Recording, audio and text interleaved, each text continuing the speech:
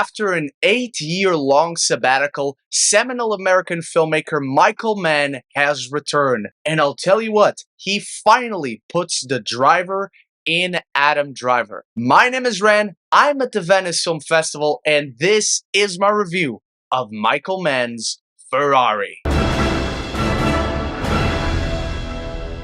Welcome back, Film Festival fans, and thank you for joining my second annual Venice Film Festival coverage, starting with one of the most exciting titles in the lineup, and what at first might seem like a standard biopic on automotive mogul Enzo Ferrari, whose family redefined the idea of high-powered Italian sports car and practically spawned the concept of Formula One racing.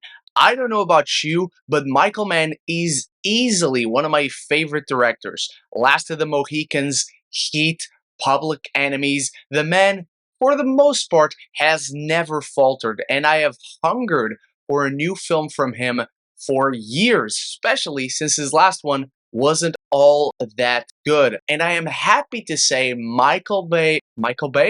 And I am happy to report Michael Mann is back in full strength, however, in a very different fashion that you might expect. This isn't the high velocity, high intensity, exhilarating vision Michael Mann you have come to know and love. Though there are sequences that feature his most quintessential trademarks, the racing sequences in this film are nail-biting, and they are captured with such a raw viscerality that brings you entirely back to that moment in time, to the 50s, when this film takes place. And because these cars were so janky and so fragile compared to what we know today, not only as driving cars from day-to-day living to actual racing cars as these ones were, he captures it all with raw power. And when it comes to the racing sequences, you get sort of the Michael Mann you expect.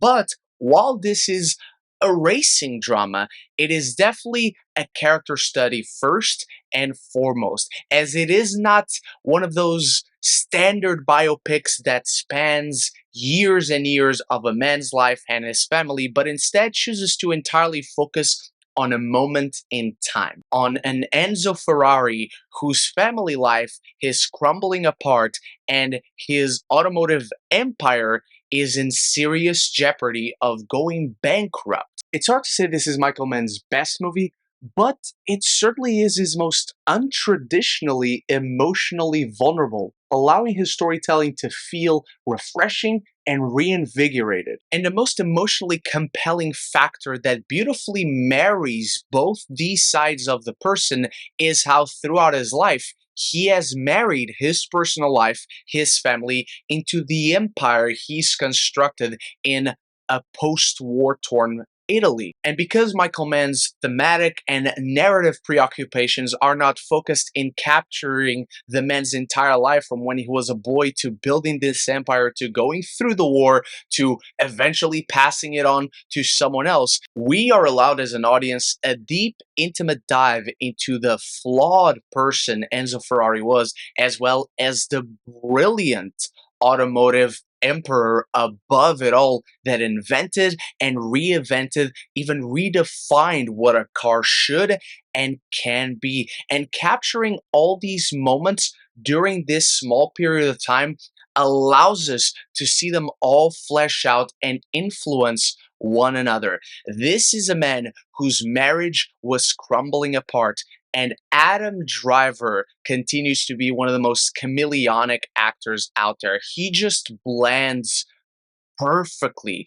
into every kind of role. You immediately buy into him as an older man, tired, worn out by the tragedies that life brought upon him, and how the emotional fallback from these defining moments in his life affected not only his marriage to the incredible Penelope Cruz, who at first seems to be in a very thankless role, but the more the film develops, the more the story unravels, the more you sense her importance, the more she has to do throughout this film. And there are scenes these two share, and they kind of both steal it. They both share the spotlight incredibly well. And those moments are true highlights because they are showcases for what Michael Mann is trying to thematically convey through this story and with his choices of focus. What I found most resonant about Adam Driver's performance is how he beautifully captures the self-destructive nature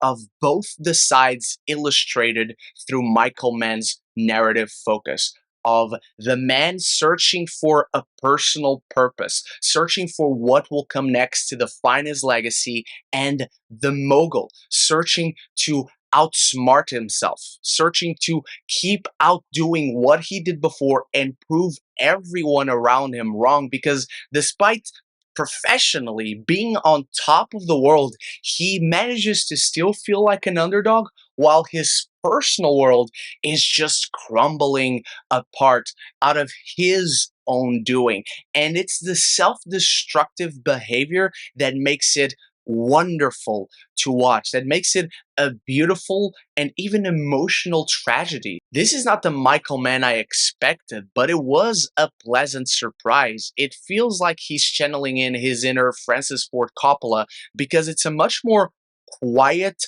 focused family tragedy where the context just happens to be next level, top tier Formula One racing cars, and how a man's marriage to his empire, his job, has cost him, emotionally speaking, his personal life. How that has corroded away, and the interesting emotional avenues that he travels down on to recover from this emotional trauma. I will say the film takes a little bit to get going. It takes a while to find its stride, to stick in its lane.